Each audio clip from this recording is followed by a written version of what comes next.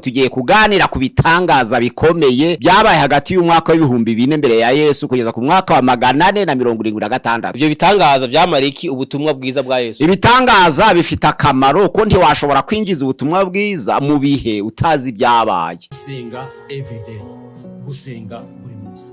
Nusenga uzanesha. Nunanigwa gusenga uzaneshwa. Senga. Reka ngusuhuze inshuti ya gusenga everyday, nizere ko mumeze neza mu bisobanuro ku mananje Manakiza Edouard. Abari mu Rwanda shalom, abari mu Burundi yambi turabakunda mu inshuti zacu, abari muri Afrika mwese mushaka kumva ikirundi n'ikinyarwanda, no kuvuga ngo abantu batuye muri za Congo, za Kenya, za Uganda, Mozambique, za Malawi, muri Afrika y'Amajepfo, abantu mwese mushaka kumva ikirundi, ikinyarwanda n'ikinyamurenge, turabakiriye aho waba uri hose muri Afrika. Turakwakiriye uyumvemo ikaze kuri gusenga everyday, tukubwira ngo uri inshuti nziza, Imana iguhe umugisha. Ariko umugabane wa Burayi mu kuganira ibiganiro byacu, namwe Imana ibahe umugisha. Ariko umugabane wa Amerika mu kuganira ibiganiro byacu, Imana ibahe umugisha. Ariko umugabane wa Oceania mu kuganira ibiganiro byacu, Imana ibahe umugisha. Nkuko mubona kuri kamera za gusenga everyday, turi kumwe na Pastor aho. Muraho neza? Amakuru yawe? Turi bazima. Murashima Imana? Imana ishimwe. Pastor, mwatangira musuhuza abantu munasenga Imana. Ni karibu bene data abo dusangiza ubutumwa bwiza kuri channel ya gusenga everyday. Ni karibu, Imana duhana umugisha abatuye mu bihugu bitandukanye, imigabane y'isi itandukanye. Ni karibu kandi turabashima cyane uko mudufasha gusangiza ibiganiro abatuyoboka. Imana ikomeze kubaho umugisha kandi ntimucogore. Ku ijambo ry'Imana riravuga abashaka ubwiza n'icyubahiro no kudapfa babishakisha gukora neza badacogora, Imana nayo ikazabitura ubugingo buhoraho. Ni mu Baroma ibice 2:7. Imana rero izabitura ubugingo buhoraho mwebwe mwese abadufasha gusangiza ibiganiro kuri channel ya gusenga everyday, mukabiha abandi nabo bakabihereza abandi. Murakoze Mana, turagushimiye, turaguhimbaje, ugize neza uyu mwanya mwiza uduhaye kubw'urukundo rwawe n'imbabazi. Turacahumeka umwuka w'abazima, none tuje imbere yawe, tuje gusoma ijambo ryawe, tuganiza bene data. Ugize neza kuduha umwanya mwiza Mana, turasabye kugira ngo utangirane natwe kandi usozanye natwe, kandi iri jambo tugiye kwigira hangaha ribashe gukomeza bene data babyumva. Uyu munsi wa none umunsi w'umugisha kubumva bose, kubakurikira bose, duhe kunezerwa kugira ngo Nyagasani turusheho gutegura kugaruka kwawe. Tubyambaje mu izina rya Yesu Kristo, amen. Wakoze Pastor, tugiye kubaza ku bitangaza bindwi byabaye ku isi hagati y'imyaka 400 mbere ya Yesu n'umwaka 476 nyuma ya Yesu. Ese ibyo bitangaza byamariki ubutumwa bwiza bwa Yesu? Ibitangaza ni byiza kuko ni ibitangaza birindwi bikomeye byabaye ico gihe. Buri gihe kigira ibitangaza byacyo, ariko tugiye kuganira ku bitangaza bikomeye byabaye hagati y'umwaka w'ibihumbi 4 mbere ya Yesu kugeza ku mwaka wa 476. Niyo periode bayita antikite, ni igihe cyitwa antikite. Habaye ibitangaza bikomeye bitangaza isi, ariko ubu habaye ibindi turutse ku bihumbi 4 ukageza ku mwaka wa 476 ari ubutegetsi bwa Empire Rome bwasheshe igihe cyabwo. Nibyo turaganiraho. Ni ukuvuga ngo ibyo bitangaza rero ni birindwi. Ibyo bitangaza byatangaje isi yose, irabigenderera kubireba. Igitangaza ca mbere citwa amapiramide yo muri Egiputa. Yego. Igitangaza ca kabiri ni citwa Paradis de Semiramis cyangwa se Jardin de Semiramis. Ni ukuvuga ngo iyo paradis yo mu gihugu c'Ubugiriki ni paradis Jardin bubatse mu kirere. Ni ukuvuga ngo Pyramide Egyptienne, Jardin de Semiramis, Zeus, statue de Zeus, none hakabo urusengero rwa Zeus. Gende basobanura abantu bagende bavyumva mu kinyambo. Nubango Pyramide Egyptienne cyangwa se ama piramide yo mu Egiputa ni inyubako zari zubatse muri forme ya piramide. Yego. Abumva piramide, noneho izo nyubako zari zirimo ishusho y'imitako. Iyo mitako bikaba nkaho noneho biza n'umurimbo mu gihugu, ariko none bakaba baratoranije mizikomeye cyane zo gushinguramwe abami. N'abami bashingurwa muri izo za piramide, ariko wabona uko zikurikiranye mu Egiputa muri iyo myaka, ukabona ari igitangaza uburyo zihenze, uburyo ari ndende zigeze mu kirere. Abantu bagatangara, uburyo zubatse, abantu bagatangara. None Jardin suspended Semiramis bubaka inkingi hasi ku butaka barazizamura bazigeza mu kirere bageze hejuru barahubakira barahasiza barahatega maze bashirayo umurima bita Jardin de Semiramis nuvuga ngo nakajaride bashize mu bicu none ako kajaride kakaba karabereyeho cyangwa se ako karima cyangwa se yogo byarabereyeho gushimisha umwami kazi nukuvuga ngo uwo Semiramis ni umwami kazi cyangwa umugabe kazi bashakaga gushimisha baramwubakira kandi bagatekereza ko ari watumye Babuloni baho noneho babaka mu kirere amahanga yose ni muri Babuloni akaza kureba aha ni nko muri Iraq y'uyu munsi abantu bose amahanga yose iyo Jardin de Semiramis bakaza kureba ko ari yubatswe mu kubahiriza uwo mugabe kazi Semiramis noneho rero ikitangaza ca gatatu ni statue de Zeus ni ikigirwamana giteye kibindi bigirwamana cyo mu Bugiriki ikigirwamana Zeus narizo mpamvu soma ibyakozwe n'intumwa igice ca 14 hariya ku murongo waho wa gatandatu tugeza ku murongo wa 8 havuga ngo statue de Zeus ni ikigirwamana gikomeye byageze nubwo Barinaba bamwita Zeus noneho Paulo bamwita Herume mu migendere yabo no mu myifatire bavuga ko Zeus ari ikishushanyo cyangwa se ikigirwamana gifite ubutware bukomeye ariko Herume akaba ari umuntu utwara ubutumwa ariko yatumwe na Zeus izo mpamvu babyise bacu icyakane ni cyitwa urusengero rwa Artemi imana yakirakomeye niko bavugaga ba Efeso mu ba Efeso igice cya 19 cy'ibyakozwe n'intumwa murongo wa 24 kwiza ku 17 bavuga urusengero rwabaye rwa mbere muri ico gihe kwa urusengero rwa Artemi ikigirwamana kazi cyo muri Efeso ariko ico gihe ubwami bw'Ubugiriki nibwo bwahategekaga nizo mpamvu bavuga ngo iyo mana ya Artemi nayo ifite amasezerano n'igihugu c'Ubugiriki mu mihango yacu noneho kikaba muri Efeso icya gatanu ni cyitwa Coros de Rhodes nukuvuga ngo ni ikirwa gikomeye cyabaga mu gihugu c'Ubugiriki cyahuruzaga amahanga bakaza kugishungera ni ikirwa gikomeye cyo mu Bugiriki noneho icya gatandatu ni Coros de Nicolos nukuvuga ngo Coros de Semiramis nuvuga ngo ni usite greke umurwa ukomeye cyane umudugudu mwari magambo wubatse ruvango ni umudugudu ukomeye bawitaga Korose Darikarinase ariko ugatangaza abantu ku myubakire y'ico gihe dukurikije ukuntu bari bakiri inyuma ariko bakaba bambere ku isi y'ico gihe bawita rero Korose Darikarinase noneho igiheruka na amatara yo muri Alexandria yabonesha ku birometre birenga 10 y'ico gihe amatara abantu barahurura kandi Alexandria yari igize Egiputa ikagira Tunisia ikagira Ubugiriki bifatanye bayitaga Empire Grec d'Alexandria ikagira amatara n'ubutegetsi cyangwa se ubwami bwa Alexandria bwagiraga amatara ateye ubwoba nibyo birindwi rero by'ibitangaza bikomeye byabaye ku isi pase ukiri ngaho aho arimo bavuga kuri Alexandria kaminuza ya Alexandria byanyabyo ahantu yari iri ni hehe aho yari mu Bugiriki yari mu Misiri yari muri Ethiopia yari hehe muri Alexandria nukuvuga ngo nta mupaka wari uhari ego nto byari bihugu ariko bamaze gukata muri iyo Empire Grec d'Alexandria hava mu gihugu c'Ubugiriki kija ku ruhande rw'Uburayi hava igihugu ca Tunisia kija muri Afrika y'Amajyaruguru na Egiputa ubwo rero universite byanze bikunze yagobye kuba mu Egiputa kuko umujyi wa Alexandria uri mu gice ca Egiputa aha mene magambo nuvuga ngo Alexandria hari mu Misiri mene magambo urakoze cyane Pastor reka tubaze ikibazo cyambere ese pastor ivyo bitangaza byamariki ubutumwa bwiza bwa Yesu ibitangaza bifite akamaro ko ntiwashobora kwinjiza ubutumwa bwiza mu bihe utazi byabaye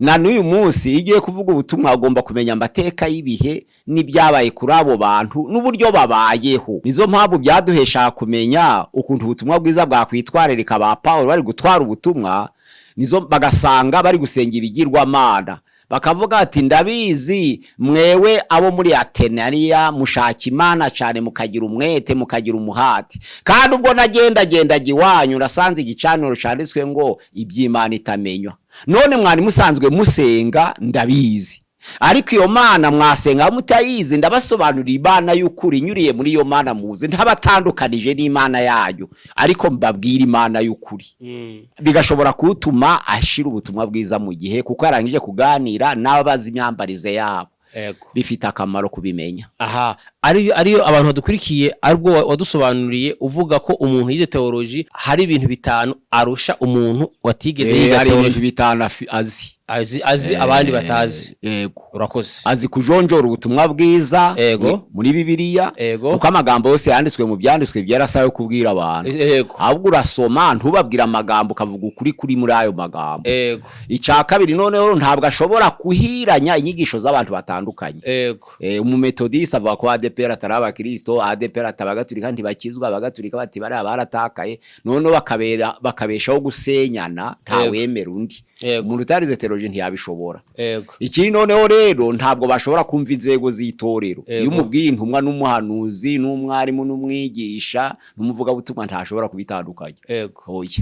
Ikindi noneho rero umuntu wize theology abazindimi mwimerere w'ijambo ry'Imana abazikigira iki n'igiheburayo. Urumva rero ntabwo umuntu utazize theology yashobora kumva ayo magambo. Urakoze cyane. Pastor, kuki Egiputa isubirwamo kenshi mu mateka y'isi kandi iri muri Afrika? Muri mwaka w'ibihumbi 4 Egiputa yari ifite inyandiko icatumye bayisubiramo ku isi. Ikindi noneho ni Imana yakoresheje yo kwerekana isi y'ibyaha Isirayeli itari yajayo. Isirayeli yagiyeyo kugira ngo Imana yubakire itorero mu Egiputa. Yari yarangije kwemeza ko Isirayeli ari ubwoko bw'Imana iryo torero. Ariko noneho Egiputa ikabisi y'ibyaha. Iyo si y'ibyaha rero yashize mu bubata ubwoko bw'Imana yaduhesheye kumenya natwe isi turimo. Uvuga ngo Isirayeli ni itorero, Egiputa ni isi y'ibyaha, Farao ni Satani. Noneho Imana ishaka kububakiraho urugendo rwo kuva mu Egiputa kuje Kanani y'isi kuko natwe twatangiye urugendo rwo kuja mu ijuru tukabireberaho nka reference ngo uko abisirayeli bavuye mu Egiputa baja muri Palestine Kanani y'isi natwe niko turi mu rugendo tuva munsi y'ibyaha tuja mu ijuru Imana yaduteguriye bikaduhesha kubimenya. Nizo mpamvu Egiputa igaruka. Ikindi niho Yesu yahungiye. Hari byinshi rero bituma Egiputa igaruka. Isirayeli yahungiye mu Misiri imyaka 430 bari muri Misiri bari mu bubata bwabo berekana ko ari itorero rimwisi y'ibyaha byatumye Egiputa imenyekana cyane mu mateka. Urakoze cyane. Pase kuko abantu bavuga ngo Nimrodi niwe wishe umwami wa Babuloni nivyo? Nimrode ntabwo niwe washinze no kuvuga ngo ubwami bwa Babuloni ariko ayo na amateka ava mu masekuruza. Ariko Nimrode yaje ko n'umwana wa Kushi akaba umwana wa Hamu wa mwene Nowa. Uvuga ngo Nimrode ni umwana wa Kushi ndiwe wafonze Ethiopia. Uyu Nimrode rero bavuga ko ari wafonze Babuloni watangije Babuloni. Ariko noneho uriya Semiramis uriya mugabekazi bavuga ko Nimrode yasanze hubwo yarayiteguye noneho akaba ari we uyishikitsa noneho ikuzura Babuloni ariko yaratangijwe n'uriya mugabekazi w'umugore witwa Semiramis. Ubwo nuvuga ngo Nimrode arazwi cyane i Babuloni cyane kuko ari umwana wa Kushi akaba umwana wa Hamu akaba umwana wa Nowa. Urakoze Pastor. Ikibazo shakane ese Zewusi yagize uruhe ruhara ku mateka y'isi? Ewe yagize uruhare rukomeye cyane. Urusengero rwa kabiri rwubatswe na Zerubabeli na Ezira na Nehemiya na Yoshua rwahuye n'ikibazo ca Zewusi mu gihe cy'umwami Antiochus w'Ubugiriki Epifane wa kane amaze kubabazwa nuko abayuda bari kuramya Imana yabo mu rusengero niwe wategetse ngo ico kigirwamana gikomeye arico gitangaza ca gatatu mu bitangaza 7 bagishire no mu rusengero rw'Imana. Baragenda basenya aho batambiraga Uwiteka bategura noneho umwanya wo gushiraho kiriya gicaniro caze wariyo Mana nkuru y'Abagiriki kuko Antiochus Epifane ni umugiriki arategeka ngo ico kigirwamana kuko ari Imana y'izindi mana bacubakire mu rusengero rwa Zerubabeli na Ezira na Yoshua ari rwo Nehemiya yaje kubakira no gusanira ikike. noneho rero bibabaza abayuda cyane kuko babakujemo imbaraga z'igisirikari, bamaze kubakuzamo imbaraga z'igisirikari barabishobora, barahasenya imbere mu rusengero bahashiraho ikigirwamana ca Zewusi, imana nkuru y'Abagiriki. Noneho umwami Antiochus Epifani arategeka ngo kuva uyu munsi wa none mwatambaga inka, mugatamba ihene, mugatamba intama, uyu munsi wa none kiriya kigirwamana mushireho ingurube. Ariko hari umugambi wo kubabaza abayuda kuko yari ashaka gutokoza imana yabo basengaga. Icyambere akuraho umuhango wo gukeba, bagafata ababyeyi bakebesheje abana bakamanika abana ku mabere yabo, uwo muhango wo gukeba. Uwakebesheje umwana bitazwi akicwa urubozo. Icya kabiri akuraho isabato ku bayuda. Icya gatatu akuraho gutamba ihene n'inka n'intama bashiraho ingurube. Icya kane batwika ibyanditswe byera isezerano rya kera ry'ico gihe. Hagati y'amasezerano yombi ni hagati y'umwaka w'168 n'umwaka w'163 batwika Ancien Testament. Umuhango wo gukebura hava, isabato irahava, batwika Ancien Testament bashiraho igitambo c'ingurube kugira ngo babaze abayuda. Noneho ico kigirwamana ca Zewusi candika amateka akomeye kuko ari cyo catugira urusengero rwa kabiri rwubatswe na Zerubabeli ruhumana.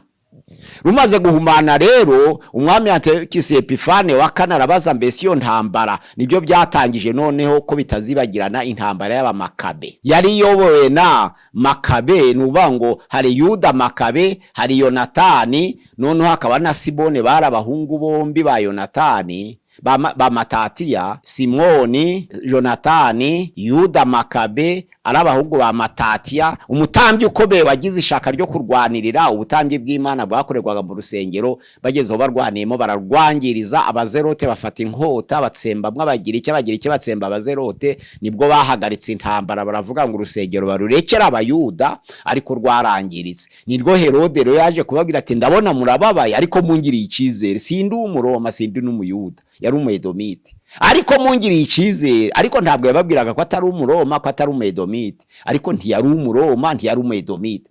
Abwira abayuda ati mungiriye icizere mukangarura ku ngoma, nanje ndabasanira urusengero kuko murababaye. Usomye muri Yohana igice cya 2 umurongo wa 19 kugeza 21 haravuga ngo urwo rusengero Herode yarutakaje amafaranga rwubaka imyaka 46, kandi yatangiye mu mwaka wa 19 mbere Yesu, arwuzuza neza finisage muri 27 nyuma ya Yesu. 19 mbere ya Yesu, 27 nyuma ya Yesu ni 46. 19 mbere ya Yesu, 27 nyuma ya Yesu ni 46. Barwereka Yesu rero yitambukira bati ngwino tukwereka urusengero n'imfatiro zarwo. Ararwitegereza bamubwira uko batangiye fondasiyo n'inkike nuko zikomeye, nuko fondasiyo iturutse ikuzimu. Arababwira ati ndababwira ukuri bimunyeretse n'ukuri, ariko mu gihe gito nta buye rizasigara rigeretse kurindi ritajugunywe hasi. Ashaka kuvuga umubuhanuzi ko Abaroma bagiye kurusenya n'imfatiro zarwo. Nizo mpamvu ico kigirwamana Zewu canditse amateka catugira urusengero rwangirika rwa Zerubabeli. Nico kizira gihagaza hera rero gihanurwa n'umuhanuzi Daniel igice 11:31 bavuga ngo ikizira gihagaza hera. Daniel noneho Mata yarongera gisubiramo aravuga ngo nimubone ikizira gihagaza hera cahanuwe n'umuhanuzi Daniel, ubisoma byitondere. Yego aha pastor uraho ukiraho no kuvuga ngo Daniel yarahanuye ikizira yego cari cya Zewusi. Noneho Mata yaravuga ngo nimubona ikizira cahanuwe kisohoye kibasohoye umwitorero mu munsi wa pastor. Urakoze pastor, ese nyuma y'ivyo bitangaza 7 nta bindi byabaye ku isi? Nyuma y'ibyo bitangaza 7 kuva muri 476 byarabaye byinshi kuva ico gihe kugeza uyu munsi wa none. Na ni uyu munsi wa none ari ibintu bidasanzwe kaza Pentecote, amazu ateye ubwoba, amazu maremare arahari, cyane nko mu Bushinwa, cyane nko muri Amerika hari amazu ateye ubwoba.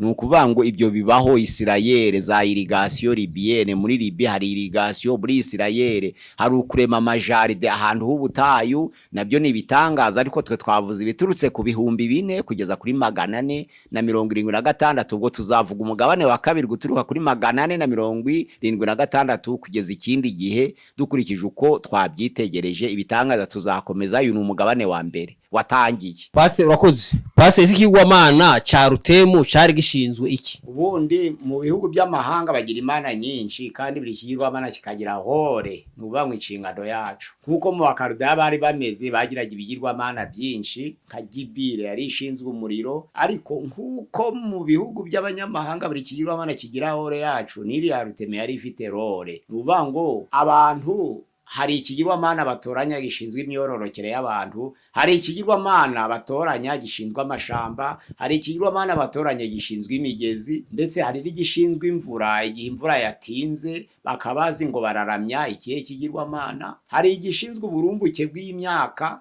hari igishinzwe ibindi amazu, hari igishinzwe mbese ubundi amategeko. Nuba ngo buri bigirwamana cagiraga hore inshingano zacu mu bantu.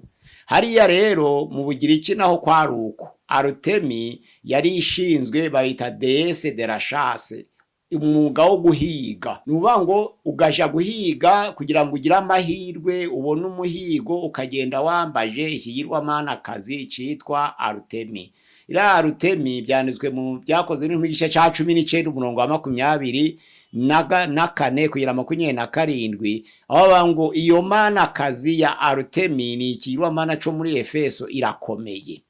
Nuba ngo ikagira urusengero noneho rukomeye rwubahirizwaga n'abantu bose bitewe n'ubunini bwabyo n'umurimbo warwo, bakavuga ngo uretse no kuseba kw'ikigirwamana kazi Arutemi cyangwa imana kazi Arutemi yabo, ahubwo n'urusengero rwaba rusebye rw'imana kazi Arutemi. Nuba ngo cari igitangaza gikomeye imyubakire y'urwo rusengero n'ubunini bwabyo n'imitako n'uburyo cyarwari rufite umurimbo, narwo rubigitangaza gikomeye mu bitangaza 7 by'ico gihariko. 4,000 mbere ya Yesu kugeza muri 176 nyuma ya Yesu, ari butegetsi bwa Roma y'Iburengerazuba bwacuye igihe la chute de l'Empire romain d'Occident, bicura igihe none naco kibitangaza gikomeye mu bitangaza 7 bya mbere byo kwisi. Yo mpamvu rero ico kigirwamana cari gishinzwe guhesha umugisha none abantu bare barateguye umwuga wabo